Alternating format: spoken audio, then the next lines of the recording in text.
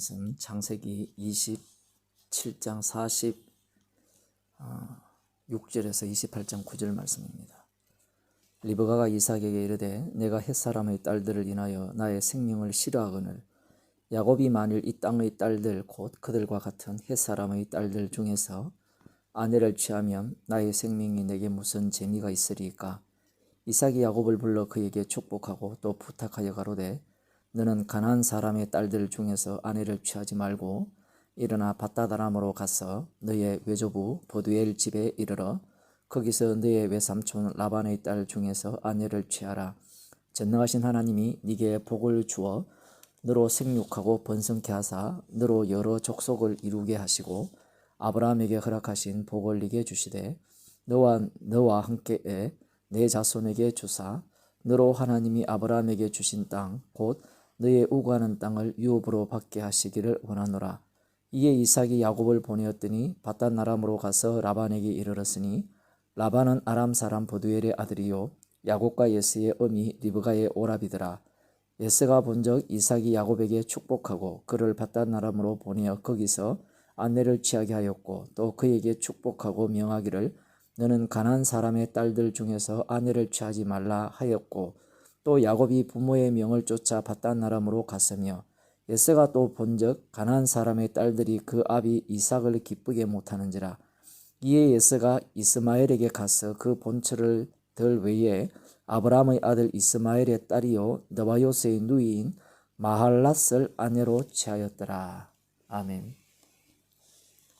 이전에 리브가가 이삭이 예스에게 한 말을 듣고 야곱을 변장시켜 야곱이 이삭의 축복을 받았죠. 오늘 본문에서는 예스가 아버지 이삭이 동생 야곱에게 축복하는 것과 그리고 야곱에게 명하는 그 내용을 보았다라고 이렇게 말씀하고 있습니다. 우리 성경에는 그냥 본 적 이렇게 기록되어 있지만 그 보았다라는 것은 주의 깊게 보았다라고 이렇게 그 의미를 담고 있어요. 히브리어 성경에서는.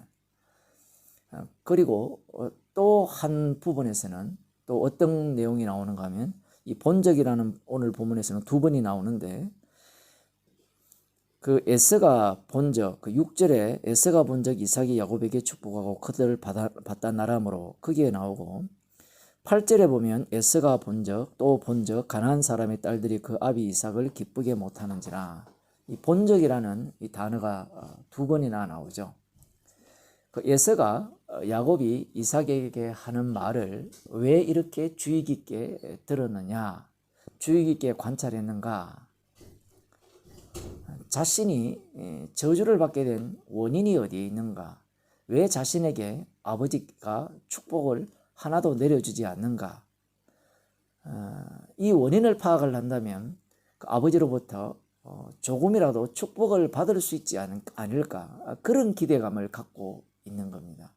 그래서 아버지 이삭이 야곱에게 한 말을 바탕으로 하여서 자신의 두 아내를 이렇게 관찰해 보는 겁니다. 주의 있게 보니까 이 헷 자손의 이 두 딸들이 아버지 이삭을 기쁘게 하지 못하는 것을 보았어요. 아버지 이삭이 자신의 두 아내를 싫어하는 것을 본 것이죠. 그런데 이 아버지 이삭이 싫어하는 이유가 헷 족속이기 때문에, 가나안 족속이기 때문에 싫어한다라고 생각을 한 겁니다. 그런데 우리가 성경을 이렇게 자세히 읽어보면 이삭이 이 가나안 땅 헷 족속의 두 딸을 싫어하는 이유가 리브가에게 있음을 알 수 있죠. 리브가가 그 27장 46절에서 이삭에게 이르되 내가 헷사람의 딸들을 인하여 나의 생명을 싫어하거늘 야곱이 만일 이 땅의 딸들 곧 그들과 같은 헷사람의 딸들 중에서 아내를 취하면 나의 생명이 내게 무슨 재미가 있으리요. 리브가 말에 이삭이 속아 넘어간 겁니다. 사실은 리브가가 이렇게 말한 이유는 그 에서가 아버지가 죽으시면 야곱을 죽이겠다는 그 이야기를 들었기 때문에 그 야곱을 불러서 자신의 오라비 그 라반의 집에 가서 그곳에서 이렇게 에서의 노가 풀릴 때까지 피하게 할 그 목적을 갖고 있었죠. 그래서 지금 자기의 남편 이삭에게 이 햇사람의 두 딸 때문에 내가 죽겠다라는 소리를 이렇게 이야기하면서, 야곱이 만일에 이 햇사람의 딸들 중에서 아내를 취하면 정말 나는 정말 죽겠다, 정말 죽을 것이다 라고 이렇게 생떼를 쓴 거예요. 이삭은 그것도 모르고 여기에 그대로 걸려 넘어간 겁니다. 넘어갔기 때문에 지금 야곱을 불러서 라반 집에 가서 그 라반의 딸 중에서 아내를 취하라고 하면서 아브라함이 자신에게 내려준 축복이죠. 하나님께서 축복하신 그 축복을 이삭에게 이렇게 축복을 하고, 이삭이 야곱에게 축복을 하고 야곱을 이 밧단 아람으로 보낸 겁니다. 이 일에 대해서 에서가 주목한 거예요. 실은 이삭이 이 헷 족속의 딸들을 싫어하는 이유가 리브가 때문인데, 이 에서의 입장은 그렇지 않는 겁니다. 자신이 아내를 잘못 얻었기 때문에 이 축복을 얻지 못했다라는 거예요. 그 아내를 제대로 얻는다면 이 아버지의 환심을 사서 아버지로부터 받을 축복이 있지 않을까, 그렇게 생각을 한 거예요. 그래서 이 에서가 어떻게 하느냐, 달리 말하면 어떻게 하면 축복을 얻을까 고민을 하다가, 그 야곱은 이제 라반 삼촌 라반의 집에 가서 라반의 딸을 아내로 취할 건데, 자신은 어떻게 할 거냐 했을 때는 아브라함의 아들인 이스마엘에게 찾아가서 이스마엘의 딸을 이렇게 자신의 아내로 삼는 그러한 행동에 옮기게 된 겁니다. 그렇게 함으로 말미암아 자기에게 혹 축복이 오지 않을까, 그런 생각을 이렇게 갖게 된 거예요. 모든 축복은 분명히 하나님의 말씀대로 야곱에게 다 돌아갔음에도 불구하고 에서는 그렇게 생각하지 않는 겁니다. 자기에게 돌아올 축복이 있을 거라고 생각하는 거예요. 오늘날 구원을 얻기 위해 흉내내는 것은 에서를 닮았죠. 주님이 주신 성령을 받지 못했기 때문에 모방을 해서라도 구원받고 싶어 하는 겁니다. 그래서 예수님도 믿고 십자가도 붙들고 말씀에 순종하고 전도하고 기도하고 헌금하고 예배에 열심히 참석하고 성경의 진리를 찾아 이렇게 헤매어서 그 진리를 받아들이기도 하죠. 물론 그것을 받아들인다고 해서 그것을 치가 붙들었으니까 언젠가는 진리일 것이고, 진리가 되면, 물리게 되면 다른 진리를 찾아 떠나게 되겠죠. 그래서 자기가 찾았다고 하는 그 진리도 언제든지 버릴 수 있는 그런 태도를 갖고 있죠. 어쨌든 이들은 나름대로 구원을 얻기 위해서 받은 것이 없기 때문에 열심을 다합니다. 마태복음 7장 22절 23절에 보면 이런 말씀이 나와요. 그때 많은 사람들이 이렇게 이야기합니다. 주님의 심판날에 우리가 주님의 이름으로 선지자를 노릇하고 주님의 이름으로 귀신을 쫓아내고 주님의 이름으로 많은 권능을 행치 아니하였나이까. 그러니 우리는 천국 갈 자격이 있습니다 라고 이야기를 해요. 이들은 이렇게 행하고 이렇게 말하는 것이 지옥 갈 자격증을 확보했다라고 상상도 못하는 겁니다. 주님께서 거저 주신 그 은혜가 없기 때문에 이들은 자신으로부터 뭔가를 끄집어내어서 천국에 들어가는 그 조건들을 모방하면, 시켜내도록 하면 천국에 들어갈 수 있을 것이라고 생각한 거예요. 사실은 이렇게 하는 것이야말로 십자가에서 거저 주신 그 은혜를 개무시하는 그러한 행임을 이들은 알지 못하는 겁니다. 이들은 이런 고백을 모릅니다. 누가복음 17장 10절에 보면 이와 같이 너희도 명령받은 것을 다 행한 후에 이러기를 우리는 무익한 종이라 우리가 하여야 할 일을 한 것뿐이라 할지니라. 명령받은 것을 다 행했습니다.